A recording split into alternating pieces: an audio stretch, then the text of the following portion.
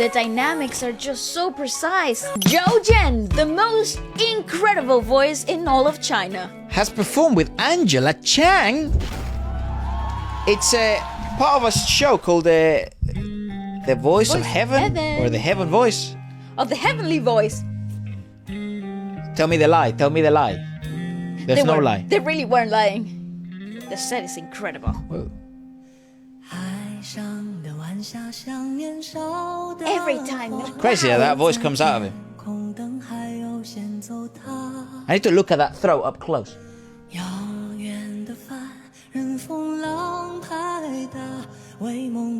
Wow.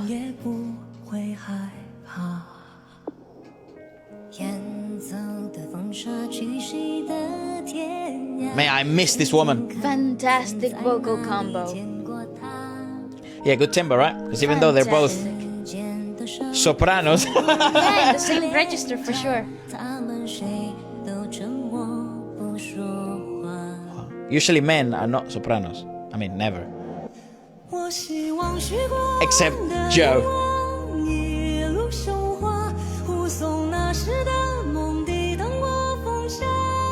Woo! Man, this show is sick. Wow.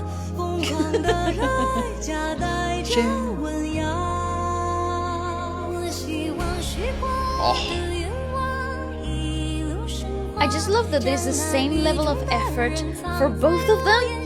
It's gonna go crazy. Logically, would it make sense? Mate, and she is one well-dressed and pretty woman. Gorgeous, gorgeous timing.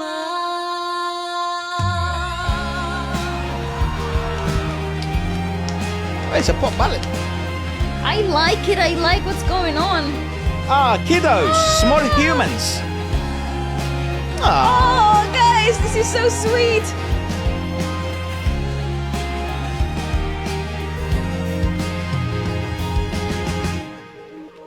Ooh.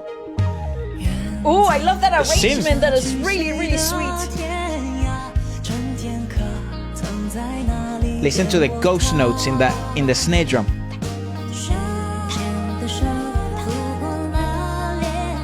Provides so much depth. I like the second verse. It has more girth. Yeah, I agree.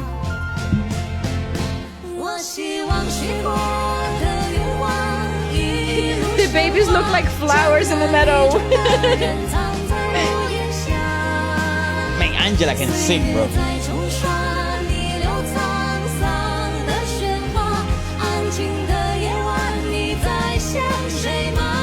Oh.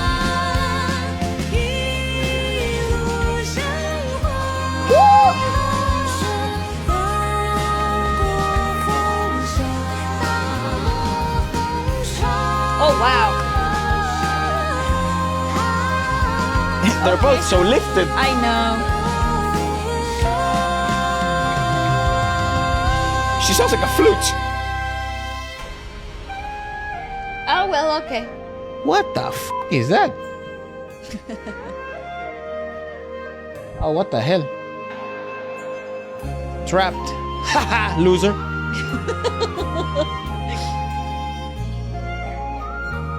That's sick. That is so good. Key change? No. I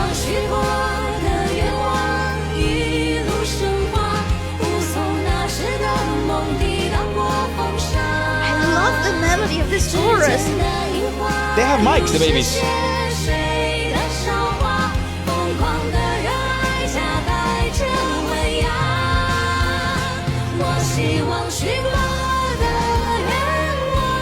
Wow.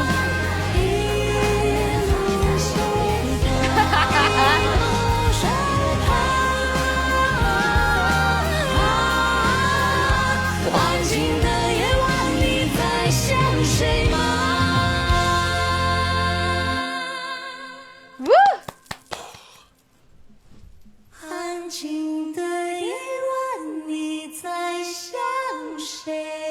It's like they're one voice. Yeah, it's unique. Isn't that awesome?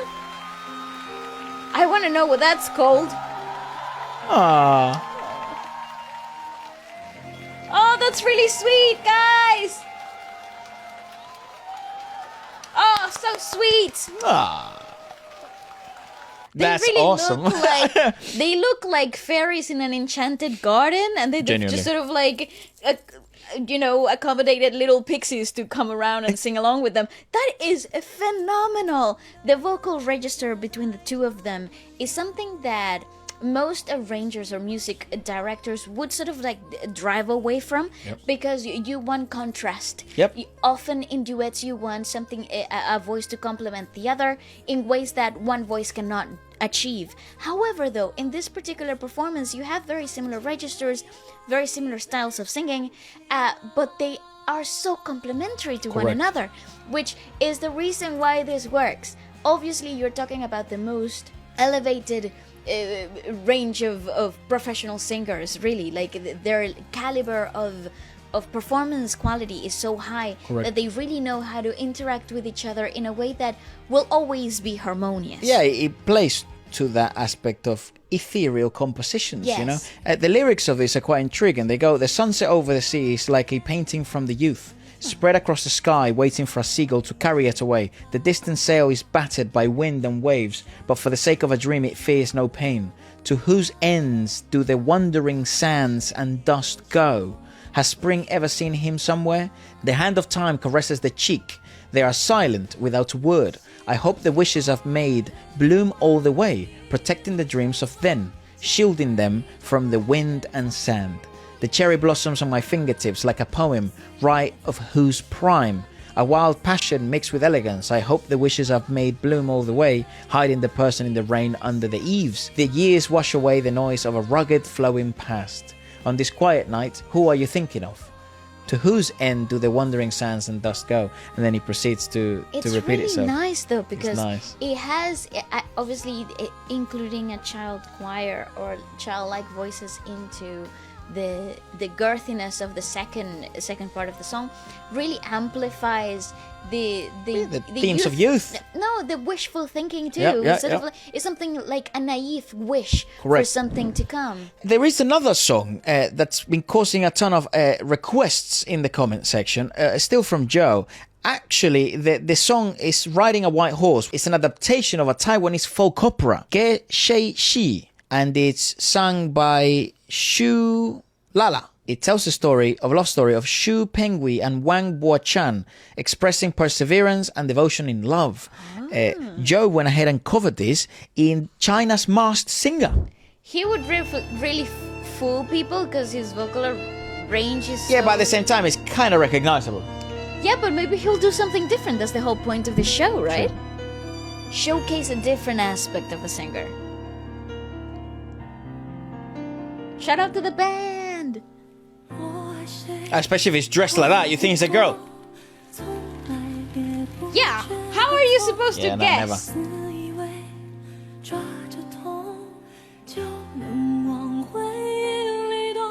Oh, it sounds like a one. Are we sure it's Joe?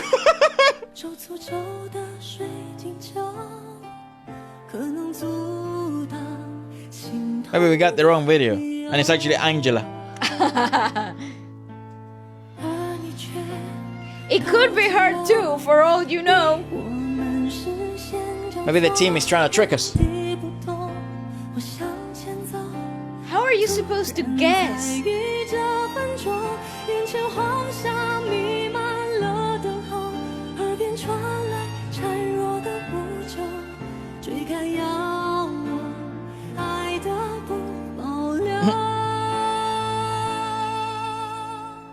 Tan Wei Wei.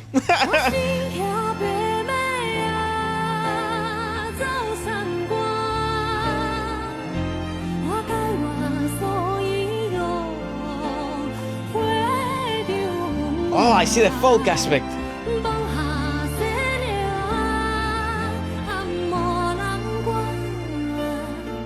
Nice.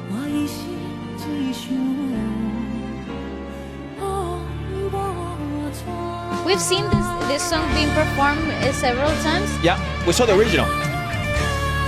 And it never fails to impress me. Awesome. This show is fucking weird.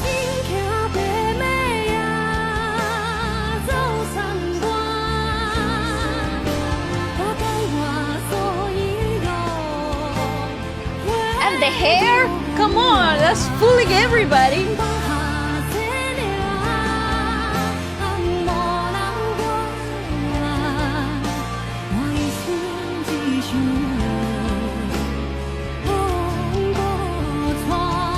Wow.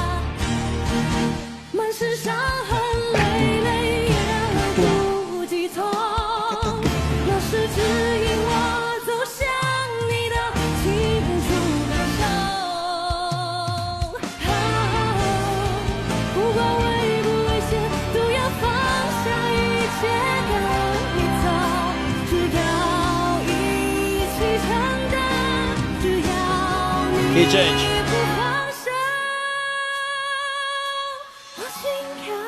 Ooh, the dynamics are just so precise. Agreed. I know. And it's crazy because that's not even the top of Joe's range. Correct.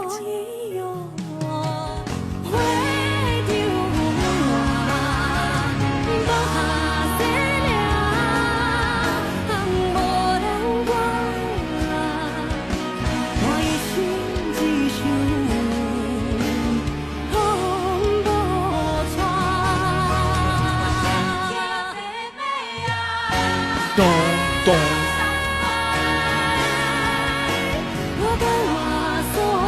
Good song.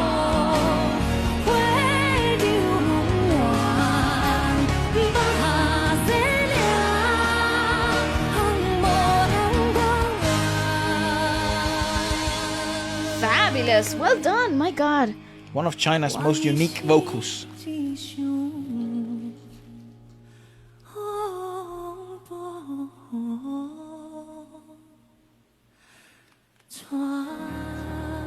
And you never hear a break. It's kind of weird with Joe, isn't it? No. You don't hear a break. You don't hear the point of difference between a shift in the larynx. Or I actually think obviously because of where he sits, where he talks naturally, lets me know that he's naturally a very lifted person. So his larynx sit a little bit higher than the average man, which obviously creates the accessibility to this higher range when it's worked on with proper technique to do marvelous things like we just witnessed now. However, though, what is fascinating in this performance is how unlike him it sounds. Like how completely different and unrecognizable it is. There are also like he uses the Mingnan dialect in different parts lyrically, right? Right. Because it tells the story of Xu Penghui and Wan Bao Chan from the Ge Shaishi opera style. So he's basically recounting how Xu Penghui joins the army and fights in the kingdom of Xiliang, and then his wife waits for him for 18 years, living in a cold cellar and eating wild vegetables. After Xu Penghui becomes the king of Xiliang, he is finally reunited with his wife, and that's like the final testament of loyalty. Yeah, loyalty and love, like real love. It will endure anything and everything, because love prevails all. Yeah. So it's such a lovely story, and he's a fantastic storyteller of that story itself, because such a great communicator. And that timbre is so unique because it's sort of coming from the perspective of the female perspective. Yes. Mm-hmm. So there has to be longing there, and there has to be a timbre of pain and wonder and ponder, and perhaps you've lost it all and you've made a grave mistake. But there is hope. So it has to have that bright timbre. Unbelievable what Joe Jen is able to do consistently. Gorgeous.